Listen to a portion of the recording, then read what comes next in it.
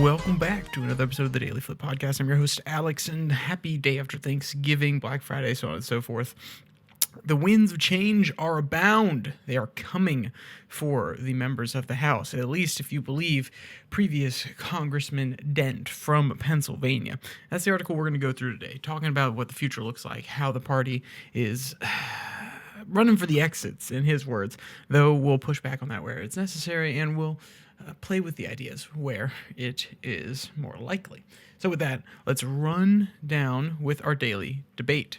Do you think that 2026 will be a shellacking or just a little baby hit on the top of the head? That doesn't leave you many options. I'm giving you two. If you had to choose between a full shellacking or a small majority loss, I want to know your opinions. Most of the redistricting seems to have been halted in its path by a higher court decision in Texas, probably similar court decisions, appellate court, federal judicial courts federal appointment. Wow, that's not even close. Federal appellate courts, goodness gracious, will probably come down in the exact same vein. But maybe I'm crazy. So tell me what you think. Throw it down there in the comment section. And yes, you can quote me on that entire screed that was not actually English and wasn't accurate whatsoever. So we'll go straight into a quote from the article in order to really set the tone. Quote, during a November 8th appearance on MS Now, formerly MSNBC, Dent predicted that 2026 will be a chaotic and challenging year for Republicans. Quote, anytime, and he's talking about Mike Johnson here, quote, anytime you're a speaker with a very slim majority, Dent told MS Now, life is really difficult because everybody can more or less torture the speaker for whatever they want. When you need a slim majority of 218 and you can only spare to lose 2 or 3 votes, guess what? You have 2 or 3 people on any given day who feel like they're power brokers and can torture him. And that's what he's dealing with. And Johnson is the little insert that they make there to make it a little bit more clear. But let's ask the question. Does that hurt their electoral chances? I don't think so.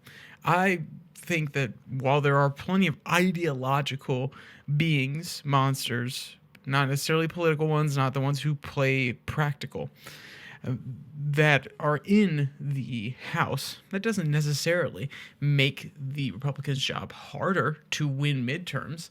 That comes down to the person that leads their party. And you may be saying, well, no, these people can run on their own individual issues. Fair enough. Maybe that would be true in an age of a Bush or a age of a Bush Sr. or maybe a Reagan. But Donald Trump does not accept people who are not loyal to him. You cannot run away from him and expect to be in his good graces. You cannot at least be quiet on him, say that he is not the right direction of the party, that you don't believe in some of his policies. You can't be a Massey and say, oh, I have some fundamental disagreements with Donald Trump, but I do believe that part of his policies, part of his attempts to improve American lives are well and good, and expect Donald Trump to come in and give you his endorsement. And we live in the era of the, I don't want to say party switch, but the low propensity voter switch era. And without Donald Trump's endorsement, you are much less likely to get those low propensity voters that Donald Trump is so good at getting out to come out. So in those terms, it's extremely hard to run away from the Republican Party. But that doesn't necessarily have to do with Mike Johnson. That has to do with Donald Trump. So what is Dent talking about when he speaks about 2026? Quote, Dent argued, quote, I wouldn't be surprised if what you'll see is a significant number of members deciding not to run because of just what happened in the most recent off-year election. So I think that there's going to be a bit of a rush to the exits. I think most Republican members clearly understand that they're going to be running into some really difficult gale force winds, and why they should stick around. And why should you stick around if you're going to be in the minority? End quote. One, that's a terrible perspective. I understand where he's coming from, which is you want to be in the governing majority. You want to be the ones setting policy. You want to be the ones out there arguing for your people's rights, their needs, and it's a lot easier to do in the majority. I hear that argument, though. It feels really, really cynical to say, well, if you're not in the majority, what's the point? You're just going to step down because you're not the ruling party. That is a terrible perspective. If you actually care about serving your people, you don't care if you're in the majority or the minority. You care about making sure that you can be there in order to argue, get concessions from either side, your own or the other, to make sure that your people are represented. Now, we live in an age where the popularists, and yes, I know this term has been thrown around before.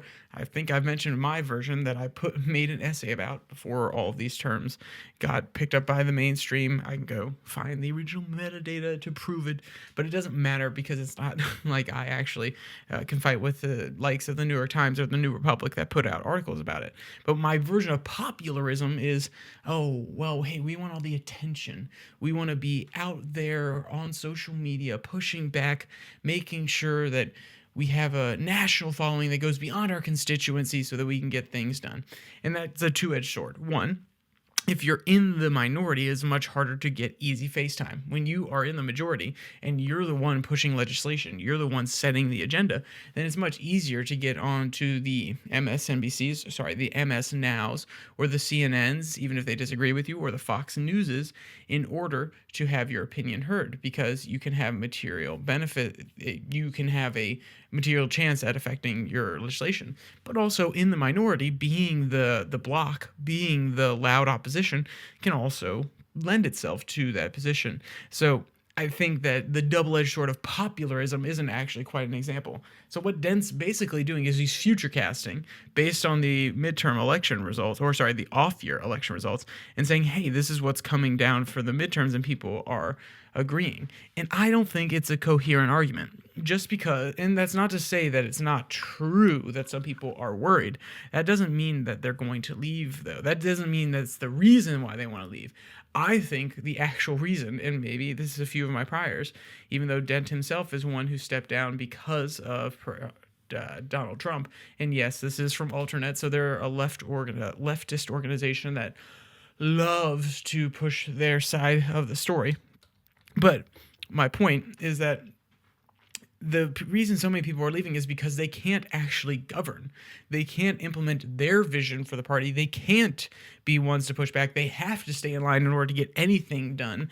And though they can get some concessions out of Mike Johnson, they can't get so many or they can't be in a full negotiating process with the other side for votes, because it's seen as traitorous. It's too partisan. But it's not just the fact that it's too partisan, because that alone would mean there could at least be argument within your own party. It is too singular in its view of what conservatism and modern conservatism is and what a MAGA is. There, of course, play within the joints. Many conservatives are able to get concessions from Mike Johnson. I'm not trying to imply that it's not such. But for a large swath of conservatives and Republicans, if they can't actually implement their agenda, what's the point? If they can't get their most cherished projects done, like Josh Hawley getting some of his most cherished projects done, why would you stay? Now, of course, the argument I made before is that they have to be able to represent their people, regardless of if they're in the majority or the minority, and that does compel some people to stay in power, to stay in Washington, D.C., a cesspool that they may not necessarily like. But that doesn't mean that when they are forced into a particular vision of the party, into a particular vision of their politics, that they are going to be okay with it and they feel as though they can continue to represent the people in their districts well. That's just my opinion. That's my take on it. Maybe I'm wrong. There's actually another quote here at the end that possibly encompasses a newer perspective rather than Dent's previous perspective from his time in the Congress before he left in 2017. Quote, "The never Trump conservative continued. If I had to handicap today, yes, Democrats will win the majority. I couldn't tell you how much, but it seems clear that's likely to be the case and that Speaker Johnson will no longer be Speaker," end quote. And that is sad. That's rough. But honestly, maybe it's a good thing. Maybe a knock in the butt is what MAGA needs. It didn't help them too much in 2018. They actually kind of went further, got louder, got prouder when they were out of power. I think that was some of the personalities in the Congress. So, in my opinion, maybe it will be different this time around, though I still think some of those personalities are there. Some other ones are not. So, I could stand corrected, but it'll be interesting to see how, off the coattails of a huge loss for the Republicans, if they're able to bounce back and if they're able to give a little bit of room to their coalition to not necessarily be so lockstep. I don't think it's going to be the case, but maybe they could learn their lesson this time. All right. So with all that said, if you want to read today's article, it'll be linked in the description below that like and subscribe button. Also down there, you can find the podcast on Spotify, Pocket Cast, Podvine, as well as Apple Podcasts. And the Twitter link will be down there where you can find the links to these episodes on Monday, Wednesday, Friday, as well as 6 and 6 that comes out on Tuesday and Thursday. It's 6 stories from around the world in 6 minutes or less. Whew. And with all that speech done, there's only one more thing to say. Stay safe. Don't die.